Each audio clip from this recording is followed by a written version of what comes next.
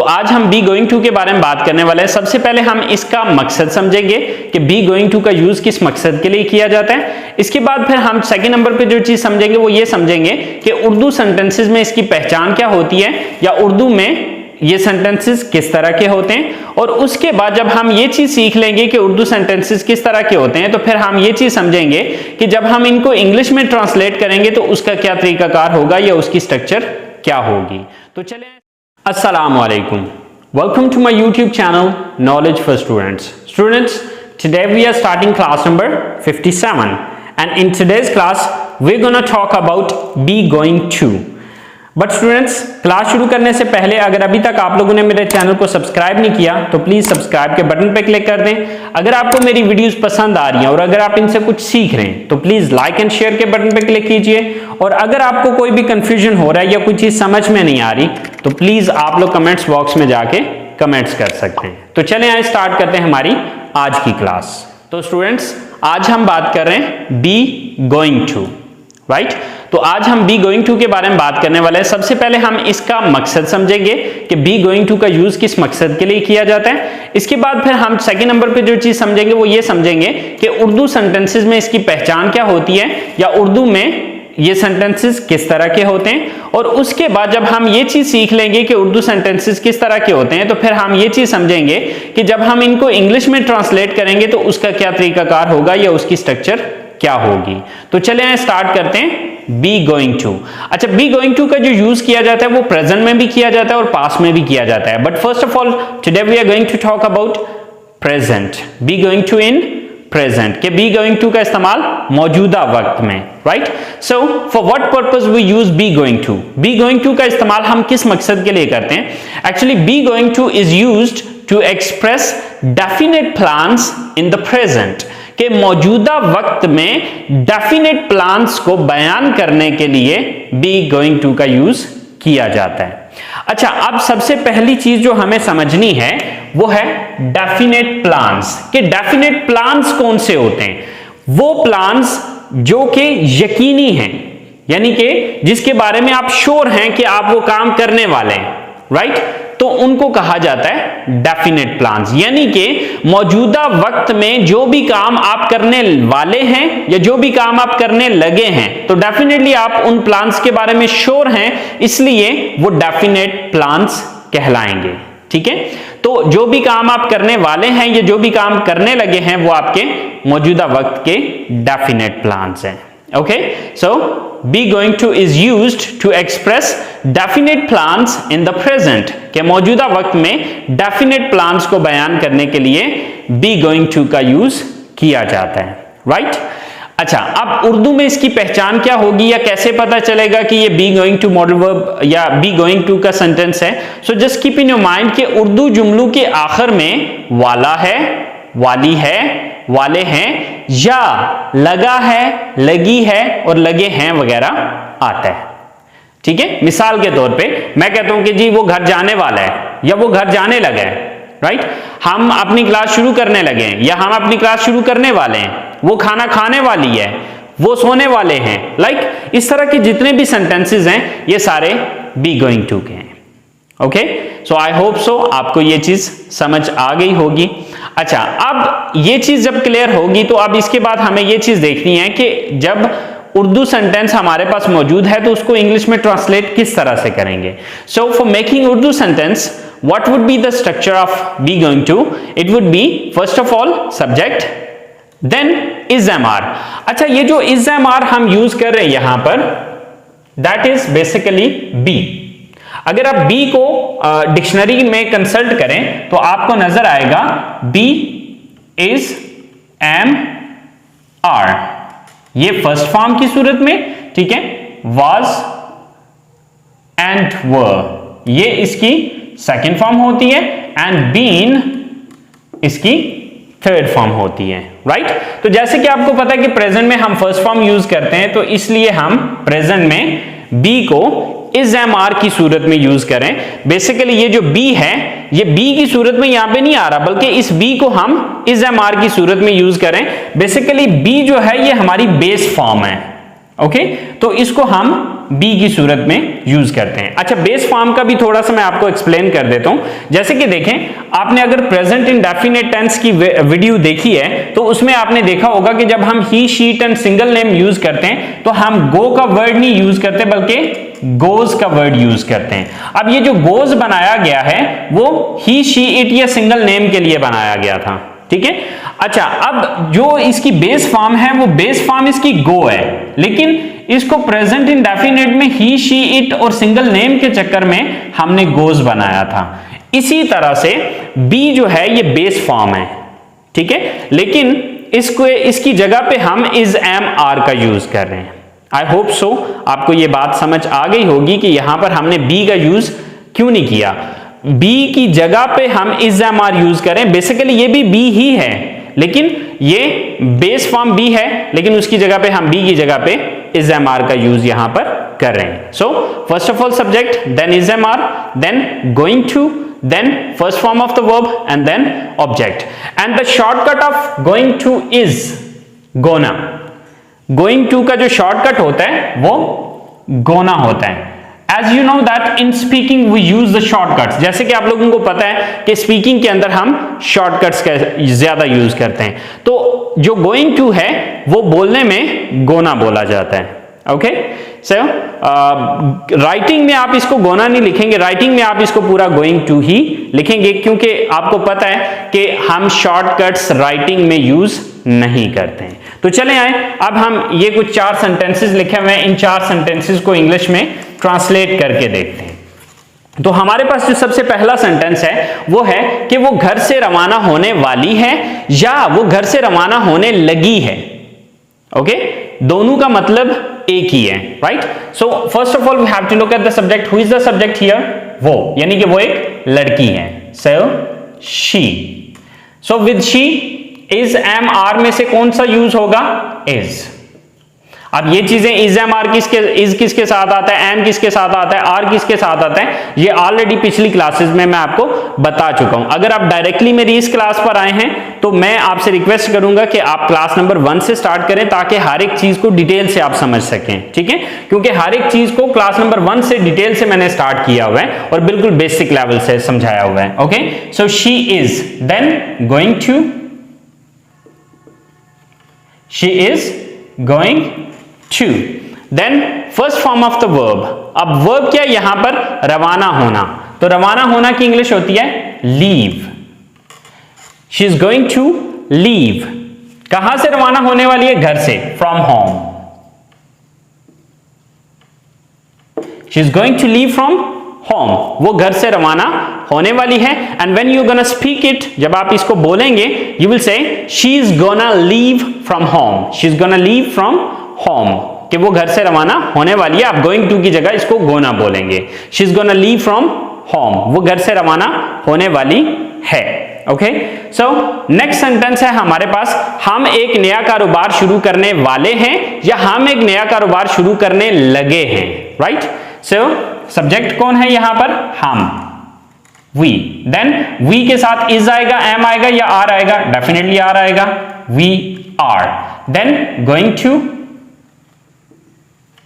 We are going to।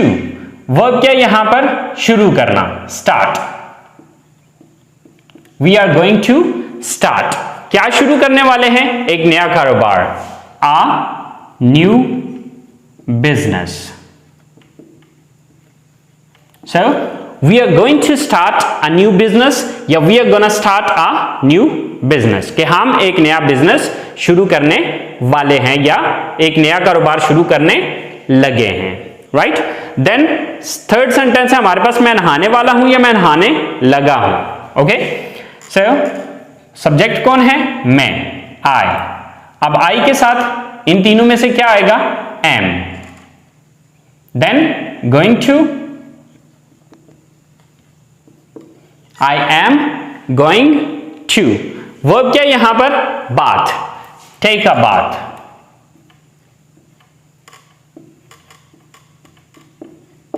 I am going to take a bath या I am gonna take a bath. अच्छा, आप इसकी जगह पे सिर्फ बाथ भी लगा सकते हैं, ठीक है। टेक अ बाथ का मतलब भी गुस्ल करना होता है या नहाना होता है, ठीक है।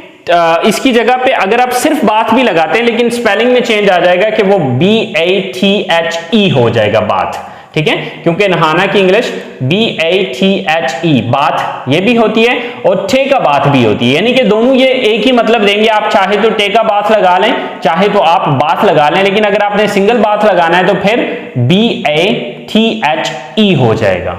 Okay, so I am gonna take a bath, मैं गुस्ल करने लगा हूं या मैं गुस्ल करने वाला हूं।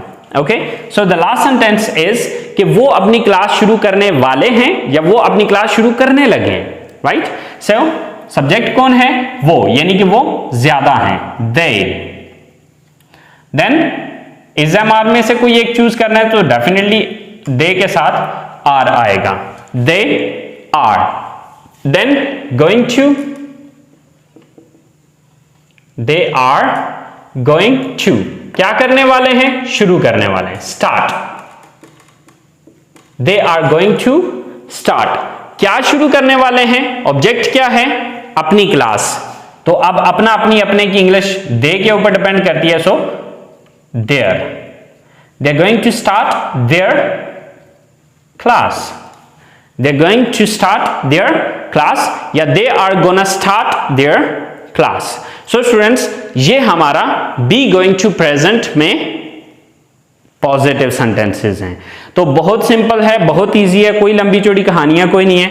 तो स्टूडेंट्स, अगर आपने इसका नेगेटिव सेंटेंस बनाना है तो नेगेटिव बनाना कोई मुश्किल चीज नहीं है। आपने सिंपली क्या करना है कि यहां पर नेगेटिव सेंटेंस बनाने के लिए इज एम आर के बाद यहां पर नॉट लगा देना है बस, क्योंकि यहां पर हमारे पास is am are helping verb आ रहा है, तो यहां पर हम इज एम आर के बाद नॉट लगा देंगे, बस फर्क इतना है, ठीक है।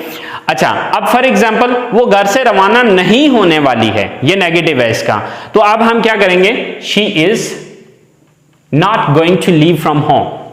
ओके, इसी तरह से हम एक नया कारोबार शुरू नहीं करने वाले हैं या नहीं करने लगे हैं, so we are not gonna start a new business. इसी तरह से मैं नहीं नहाने वाला हूं या मैं नहीं नहाने लगा हूं, I am not going to take a bath.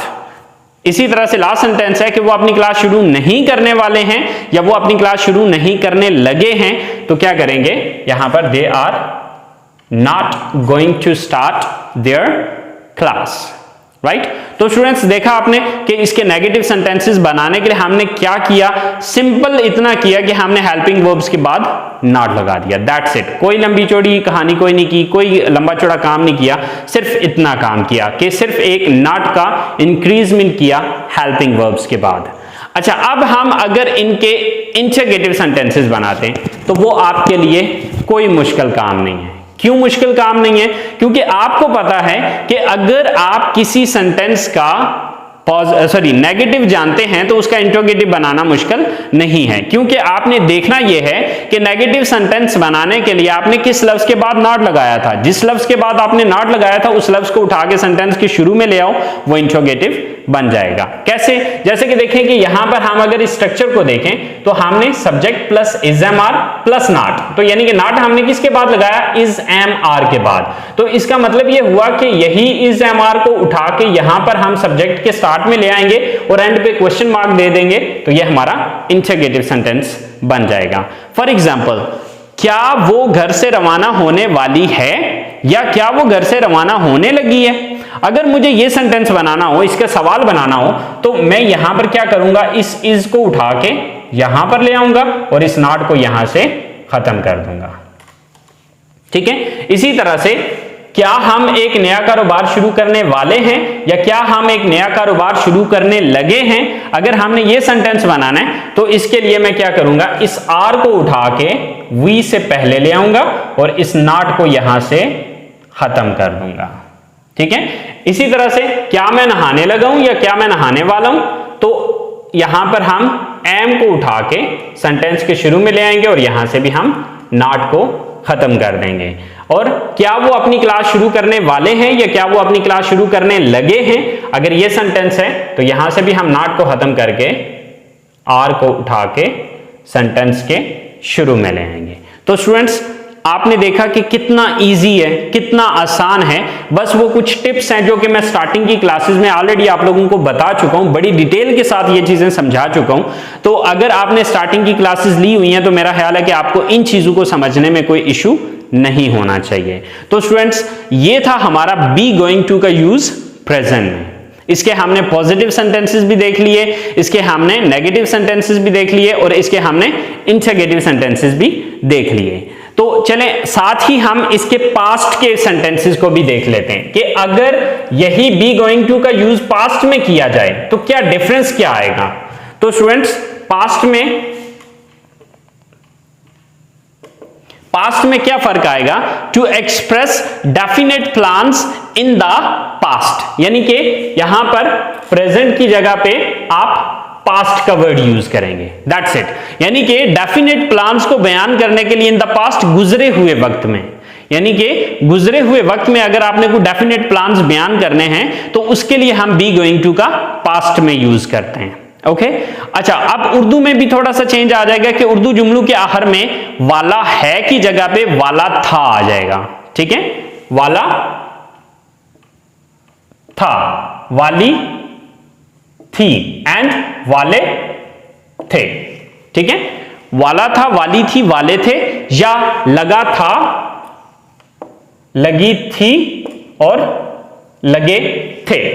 ठीक है, ये हमने बस था थी थे का यानी कि है की जगह पे या हैं की जगह पे हमने था थी थे लगा देना है, तो ये हमारा क्या हो जाएगा, ये पास्ट में कन्वर्ट हो जाएगा। अगर आपने स्टार्टिंग की क्लासेस देखी हुई हैं तो आपको याद होगा कि हम क्या करते थे कि पास्ट बनाने के लिए हम सेकंड फॉर्म का यूज करते थे। तो अब यहां पर हम क्या करेंगे कि जो इज एम आर हमारा यूज हुआ है इसकी सेकंड फॉर्म यूज करेंगे। तो इज एम आर की सेकंड फॉर्म, जैसे कि मैंने स्टार्ट में बताया कि वो क्या होती है, वाज एंड वर। तो यहां से हम इज एम आर को खत्म कर देंगे और इसको वाज वर में कन्वर्ट कर देंगे। मिसाल के तौर पे, वो घर से रवाना होने वाली थी। अब सेंटेंस क्या हो जाएगा, वो घर से रवाना होने वाली थी। ठीक है, तो वो घर से रवाना होने वाली थी अगर करते हैं तो हम क्या करेंगे, इस वाज को इज को वाज में चेंज कर देंगे। तो क्या सेंटेंस बन जाएगा, she was going to leave from home. Okay, तो हमने सिर्फ ये चेंज किया, इसको सेकंड फॉर्म में कन्वर्ट किया। ठीक है, तो सेम यहां पर भी, अब वी है तो वी के साथ वाज तो नहीं आता, हम इसकी जगह पे वर का यूज करेंगे। We were going to start a new business. Okay, इसी तरह से आई एम है तो एम को काट के यहां पर आई वाज लगा देंगे। I was going to take a bath, कि मैं नहाने वाला था या मैं नहाने लगा था, राइट। और लास्ट सेंटेंस है कि वो अपनी क्लास शुरू करने वाले हैं, इसकी जगह पे क्या हो जाएगा पास्ट में, वो अपनी क्लास शुरू करने वाले थे, राइट। तो यहां पर आर को काट के यहां पर हम उसकी सेकंड फॉर्म वर लगा देंगे। They were going to start their class. और स्टूडेंट्स, आपके नेगेटिव अगर बनाने हैं तो नेगेटिव बिल्कुल उसी तरह से बनेंगे जिस तरह से आपने इज एम आर के बाद नॉट लगाया था, तो यहां पर आप वाज और वर के बाद नॉट लगाएंगे। ठीक है, और जब सवाल बनाने हैं तो बिल्कुल वैसे ही बनेंगे कि वाज और वर को उठा के सेंटेंस के शुरू में ले आओ, तो ये आपके इंटरगेटिव बन जाएंगे। सो आई होप सो स्टूडेंट्स आपको पास्ट की समझ आ गई होगी, लेकिन फिर भी अगर आपको इसकी समझ नहीं आई है तो प्लीज आप लोग कमेंट्स बॉक्स में जाके मुझे बताइएगा। अगर आपको नहीं समझ आई है तो फिर मैं बी गोइंग टू को पास्ट में अलग से बता दूंगा, यानी कि जिस तरह से हमने प्रेजेंट को डिटेल से डिस्कस किया इसी तरह से हम पास्ट को दोबारा डिटेल से डिस्कस कर लेंगे। बट अगर आप लोगों ने कमेंट्स किए, अगर आपने मुझे कहा, तो फिर मैं इसको पास्ट में डिटेल से पढ़ाऊंगा। अगर आपको इसमें समझ आ गई है तो फिर हम इस पे टाइम वेस्ट नहीं करेंगे, इसको फिर हम यहीं पे फिनिश कर देंगे। तो आई होप सो आपको बी गोइंग टू का पता चल गया होगा। फिर भी अगर कोई चीज नहीं समझ आई है तो प्लीज आप लोगों ने कमेंट्स बॉक्स में जाके जरूर बताना है मुझे, ठीक है, ताकि मैं फिर अगर कोई कंफ्यूजन है या कोई प्रॉब्लम है तो फिर मैं इसके ऊपर एक डिटेल्ड क्लास बना दूं। Okay, so students, next class तक के लिए मुझे इजाजत दीजिए। दुआओं में याद रखिएगा। अल्लाह हाफिज।